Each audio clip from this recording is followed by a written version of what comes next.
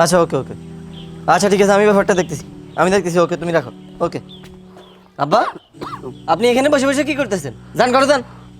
বাবা একটু রোদে বসলাম, ভালো লাগতেছে।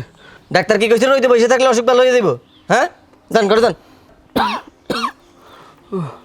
আল্লাহ আল্লাহ মুসিবত। আল্লাহ। হ্যাঁ রফিক, তুই আমার এটা কি ঝামেলা ফালাই দিয়ে রাখলি? হ্যাঁ কি হয়েছে ভাই? কি হয়েছে মানে? এই বুড়ে মানুষটার গুমুত পরিষ্কার করতে তো আমার বোধ জীবনটা শেষ। হ্যাঁ, ডাক্তার দেখাও, কয়দিন পর পর ওষুধ।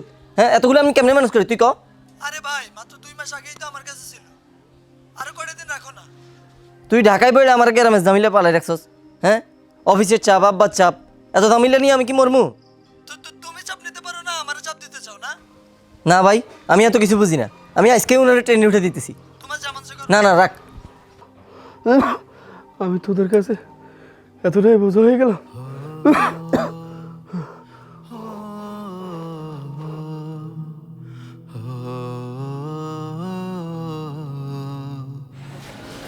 বাবা তুই আমারে কই নিয়ে যাস? আমি কই যাবো? দেখেন আব্বা, আমি আর পারতেছি না। আপনারা দেখাশোনা করার সাধ্য এই মুহূর্তে আর আমার নাই। এটা তুই কি করলি ভাব? আসেন, আল্লাহ। আপনি এখানে বসেন, ট্রেন আইব, আইলে ঢাকায় রফিকের বাসায় চলে যাবেন। ধরেন। বাবারে তোর জীবনে আমি কখনো বোঝা মনে করি নাই। তুই যখন অসুখ হইতো, জ্বর হইতো, তখন তোর আমি এই কোলে কইরা নিয়ে সারা রাত আমি বসে থাকতাম।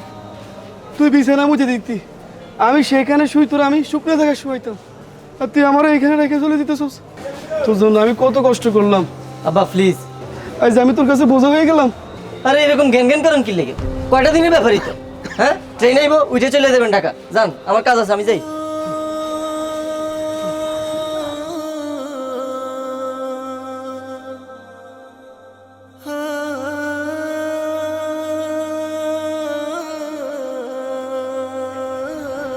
জি স্যার, আমি তো অফিসের দিকে আইতেছি। আমাদের বড় ক্লায়েন্ট ভুল বোঝাবুঝির কারণে সব ডিল ক্যান্সেল করেছে।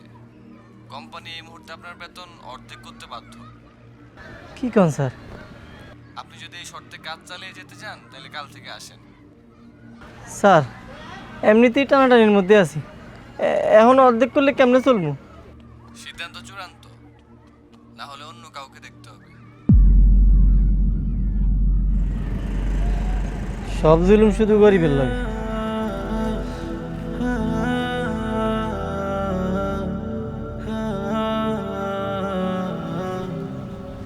তারেক ভাই কি এত তাড়াহুড়ো করে ডাকলা? কি কত? ডাকছি, একটা বিপদে পড়ে গেছি। বিপদ? কি বিপদ? আর তোমার চেহারা শুরু দেখুন বসকে রয়েছে কেন? কি নিয়ে টেনশন করতেছো? দাঁড়া কইতেছি। তুই তো জানাস কোনো বিপদে পড়লে আমি তোর কাছে শেয়ার করি, পরামর্শ চাই। হ্যাঁ এখন কি হয়েছে কও না।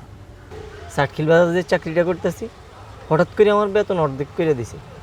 অর্ধেক করে দিছে কেন? কোম্পানির সবচেয়ে বড় ক্লায়েন্ট যে ছিল ও নাকি চলে গেছে। আচ্ছা এখন? এখন আর কি, এখন যারা আছে তাকে অর্ধেক বেতন, করলে করো না করলে চলে দাও। আরে আল্লাহ, এরকম কথা হইলো? তাইলে এখন কি করবা? অন্য কোথাও কি দেখমু? অন্য কোথাও কীভাবে করবো? এখানে কাজটা ভালো ছিল।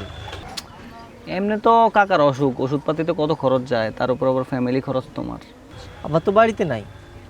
কাকা নাই কই? ওনারা তো রেল স্টেশনে রেখে আইছি, কইছি ওই যে ট্রেনে আইলে ট্রেনে উঠে রফিকের বাসায় চলে যাইতে ঢাকায়।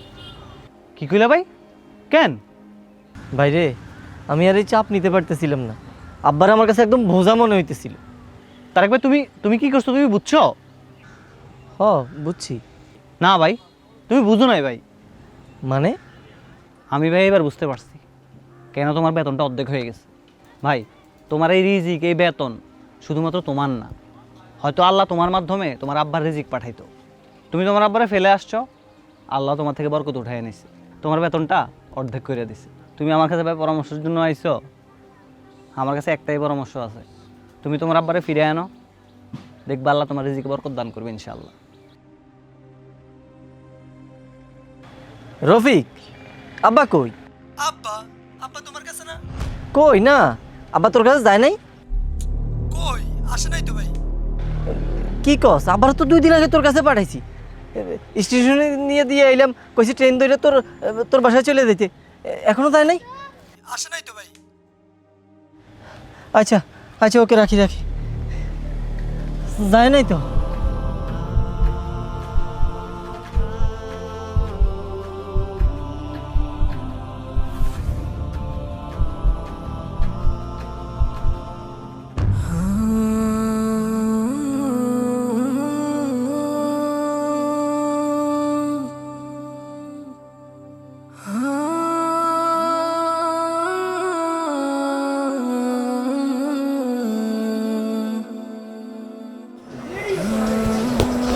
আব্বা, আব্বা, বাবা তুই আইছিস?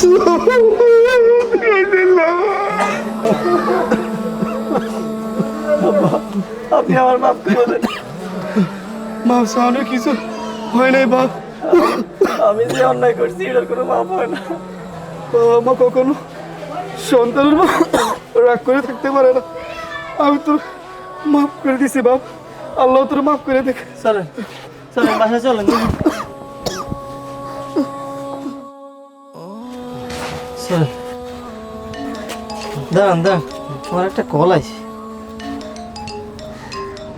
আরে স্যারে কল দিছে। তরিক সাহেব, জি স্যার। ক্লায়েন্ট নিজের ভুল বুঝতে পারছে, সব ডিল আবার হয়েছে। আমরা সিদ্ধান্ত বদলেছি, আপনার বেতন আগেরটাই থাকবে। কি কোন স্যার, সত্যি? কাল থেকে অফিসে চলে আসেন, দেখা হবে। আচ্ছা আব্বা, চলেন, একটা সুখবর পাইছি আমি। আলহামদুলিল্লাহ। চলেন।